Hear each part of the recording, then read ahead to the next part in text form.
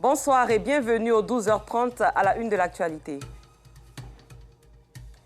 Dans le portrait, nous verrons comment Djeneba Diomandé, une femme, exerce avec dextérité et sans complexe le métier de peintre, généralement exercé par les hommes.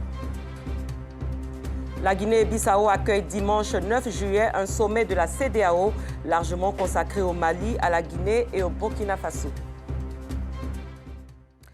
C'est une passionnée de la peinture en bâtiment, Djeneba Diomandé. Cette femme à la trentaine révolue exerce depuis bientôt 5 ans le métier de peintre en bâtiment. Sa bravoure lui a fallu la confiance de plusieurs propriétaires de chantier. La somme de ses expériences lui ont permis de mettre sur pied un projet de formation des filles du Bafing. Originaire de cette région, elle entend ainsi promouvoir l'autonomisation des femmes de cette localité. Nous Sangaré, Clément Boko. C'est sur cet immeuble, dans la commune de Koumassi, que Djeneba Diomandé devra une fois de plus faire montre de son talent. La trentaine révolue, elle exerce en tant que peintre en bâtiment. Pourtant, rien ne la prédestinait à ce métier. Je suis technicienne en bâtiment, j'ai fait le lycée professionnel de Centre d'eau, où j'ai fait le gros œuvre. C'est après la formation, je ne gagnais pas de boulot. Puis j'ai un grand frère qui m'a appelé qu'il y a la Banque mondiale qui est en train de former les jeunes au métier de la peinture. Donc je suis allée, puis on a commencé, j'ai aimé, puis j'ai continué.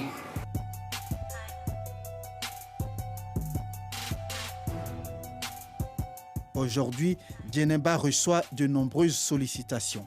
Sa principale force, les réseaux sociaux. Quand j'ai gagné un chantier, quand j'ai un collègue qui a un chantier, quand j'arrive sur le chantier, je publie les photos. Après les travaux, je publie les photos sur les réseaux sociaux. Donc j'ai vu que les gars m'encourageaient. Il y avait plein de commentaires. Les gens m'encourageaient, vraiment c'est encourageant. Une femme faire le métier d'un garçon, vraiment c'est encourageant. Après ça, j'ai créé mon entreprise en 2020. C'est dans ça, bon. Et on va, comme c'est une femme, puis on va l'essayer. Les gens ont commencé à me confier les différents chantiers. Et par la grâce de Dieu, et Alhamdoulilah, tout va bien.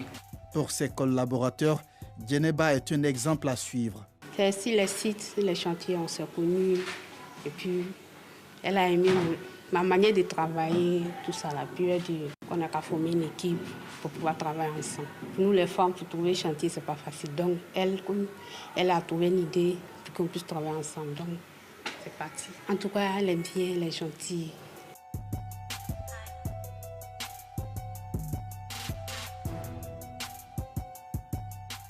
En dehors d'Abidjan, Djeneba a obtenu des marchés dans plusieurs autres villes du pays du fait de la qualité de ses services. Nous la retrouvons à Touba, ville du nord-ouest de la Côte d'Ivoire, où elle a réussi à conquérir plusieurs propriétaires de chantier. C'est sur Facebook que je la suivais un peu. Bon, un jour, j'ai dit, bon, ok, ma petite sœur, viens, parce que tu es dans le domaine où c'est beaucoup mené par les hommes. Et si toi, tu décides d'intégrer, notre seul moyen, c'est de t'accompagner. Parce que tout ce que la femme décide de faire, met du sérieux dedans. Et puis, avec le courage, la détermination, l'engagement qu'elle dégage, l'énergie qu'elle débauche, c'est tout ça qui m'a motivé à l'approcher pour lui donner certains marchés. Elle a peint une trentaine de bâtiments pour moi. Et je suis vraiment satisfait pour la qualité de son travail, surtout pour l'efficacité. Ils sont très efficaces, rapides. Et quand ils finissent, comme vous le constatez, c'est super propre. À Touba, Djeneba a décidé de mettre son expérience au service de la jeunesse féminine. Une façon pour elle de contribuer à promouvoir l'autonomisation des filles dans le Bafing. Cette région connaît un faible taux de scolarisation des jeunes filles. Celles que nous retrouvons sur le chantier de Djeneba ont pour la plupart quitté les bancs de l'école. Je suis allée à l'école, mais ça n'a pas marché. Comme ça n'a pas marché, un jour, elle est venue à Touba. Quand elle est venue à Touba, je me suis approchée d'elle pour en parler, pour dire, Tanti, je veux travailler avec toi, je veux être comme toi. Elle dit, il n'y a pas de problème, c'est ainsi, je vais t'apprendre à travailler. Elle dit, d'accord, j'ai compris. C'est dans ça maintenant, on est resté à travailler. Où je suis là, mes parents n'ont pas les moyens. Donc, je me débrouille pour travailler ici, pour pouvoir les prendre nos petits besoins, pour pouvoir soutenir notre besoin. Et puis, il y a 2 enfants.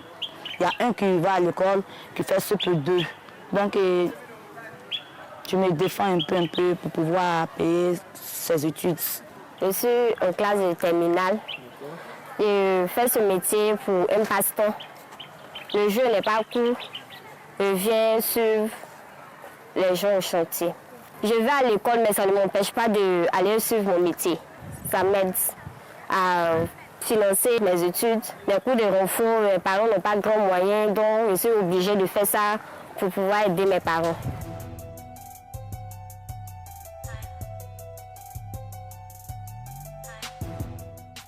Djeneba cumule à peine 5 ans d'expérience dans la peinture en bâtiment.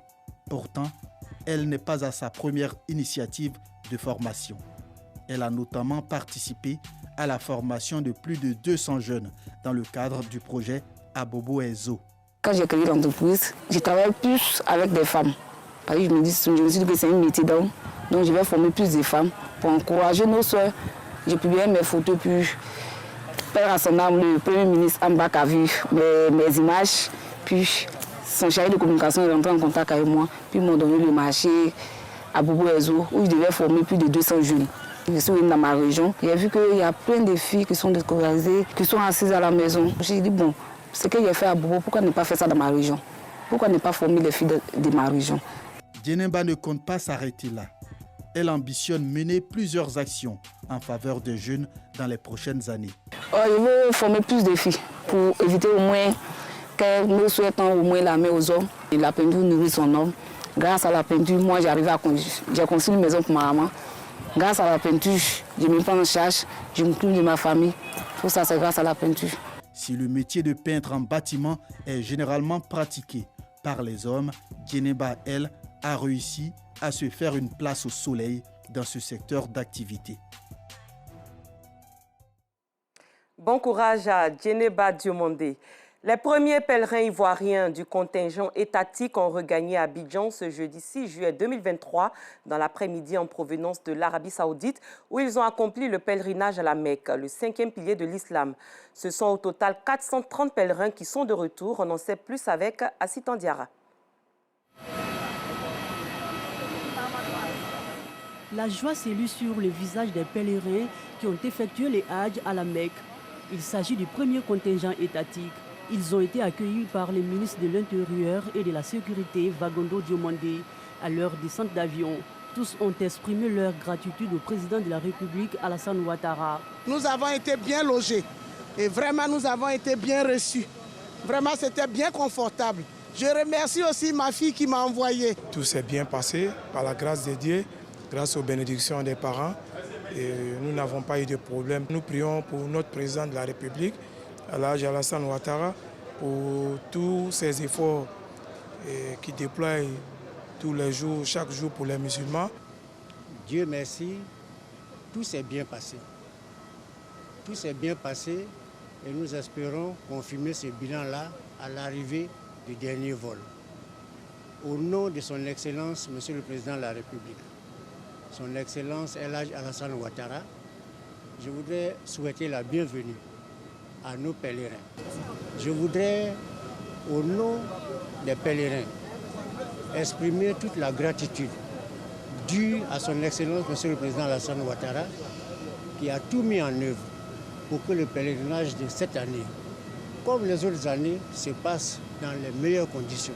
Ce sont au total 430 pèlerins qui sont de retour ce jeudi à Abidjan après avoir accompli le 5e pilier de l'islam en Arabie Saoudite.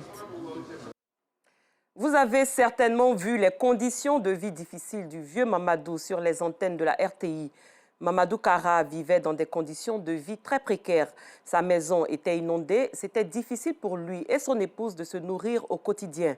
Après la diffusion de ce reportage, les personnes de bonne volonté sont venues en aide au couple. Aujourd'hui, ils vivent dans un studio et reçoivent des vivres sans cesse. Une nouvelle vie pour ce couple qui témoigne toute leur reconnaissance. C'est avec Clarisse Kanyala et Clément Boko.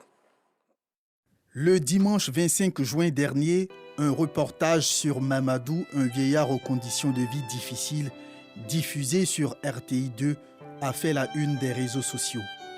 Mamadou et son épouse vivaient les pieds dans l'eau, dans une baraque inondée. Leur défi quotidien était de trouver de quoi se nourrir et subvenir aux soins de Mamadou. 10 jours après, Cette ancienne vie reste désormais de vieux souvenirs pour Mamadou et son épouse. Depuis le vendredi 30 juin, ce couple est relogé au quartier Progrès, dans la commune de Koumassi, dans un studio avec toutes les commodités.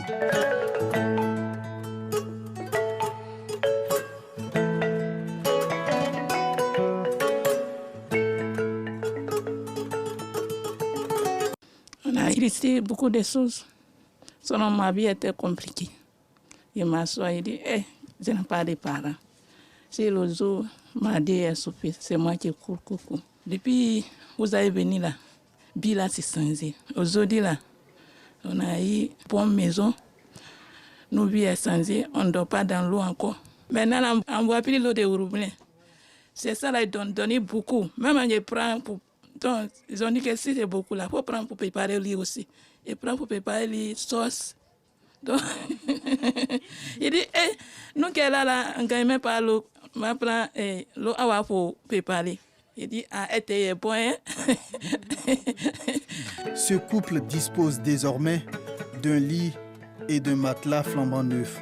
À leur côté, des sacs de riz, des bouteilles d'huile, des pommes de terre et des dons en vivres et non-vivres faits par des personnes de bonne volonté. Mais ouais, maintenant, là, je mange bien. Je mange bien, je dors bien. L'autre côté, là, quand j'étais là-bas, là, je pense ici, la nuit, là, je vais mourir ce matin.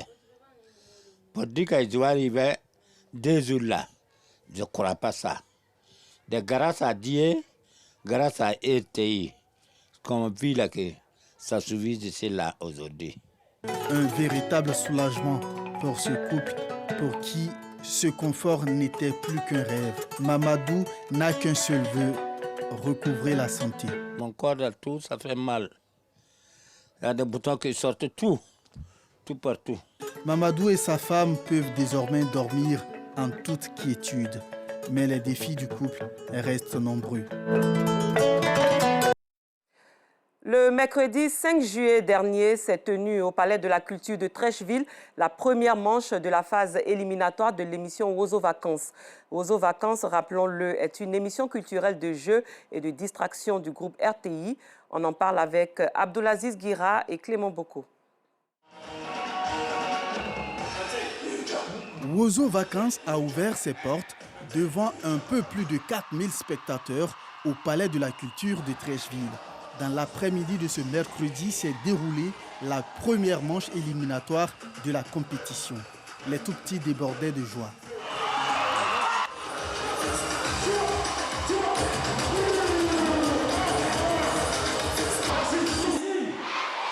On est venu à Wozo Vacances pour Tata Naomi. Tata Naomi nous a manqué. On est très content d'être là. Quand ça bise bien, on danse, on chante. Wozo Vacances, aussi un moment de récompenser les enfants après une année scolaire jugée satisfaisante. C'est important parce que les enfants, durant toute l'année scolaire, ils ont bien travaillé.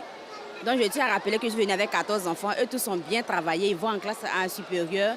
Donc c'était important de les envoyer pour pouvoir se distraire sainement. Certains parents n'hésitent pas à prendre part aussi à la fête. Ouais, ça peut faire de l'enfant seulement. Nous, on est dedans cette année, nous les mamans. De nombreuses innovations sont prévues cette année. On aura bien sûr des artistes qui vont prester avec des enfants. Le petit génie qui va se passer avec des tablettes grâce à la DSI. Et puis, on aura des artistes qui vont nous réserver des surprises. On parle aussi de la CAN et vous verrez des personnalités du monde du football défiler à Wozo. La première chose, c'est d'être parmi les enfants, comme je le dis, qui représentent beaucoup pour nous dans nos vies. Et la deuxième, c'était, je pense, qu'une mobilisation pour la Coupe d'Afrique qui va être organisée chez nous. On doit s'apprêter à soutenir les éléphants, comme on l'a toujours, comme les Ivoiriens l'ont toujours fait. Wozo Vacances est à sa 33e édition. Au total, 16 communes vont s'affronter durant la phase finale. Hors de la Côte d'Ivoire, la Guinée-Bissau accueille dimanche 9 juillet un sommet largement consacré au Mali, sommet de la CEDEAO, consacré au Mali, à la Guinée et au Burkina Faso, 3 pays dont les dirigeants issus de coups d'État militaires ont tous promis d'organiser des élections pour mettre un terme au régime de transition. Les chronogrammes ont déjà été fixés par la CEDEAO et par les autorités de transition. L'institution sous-régionale devra juger des avancées dans l'organisation. Et très loin de l'Afrique, au moins 50 personnes, dont 8 enfants, ont été tuées au Pakistan depuis la fin de juin dans des inondations et glissements de terrain provoqués par les pluies de mousson. La mousson, qui dure habituellement de juin à septembre, est essentielle pour l'irrigation des plantations et pour reconstituer les ressources en eau de l'Asie du Sud. Fin de ce journal. Merci de votre attention. Très bon vendredi à tous et à toutes.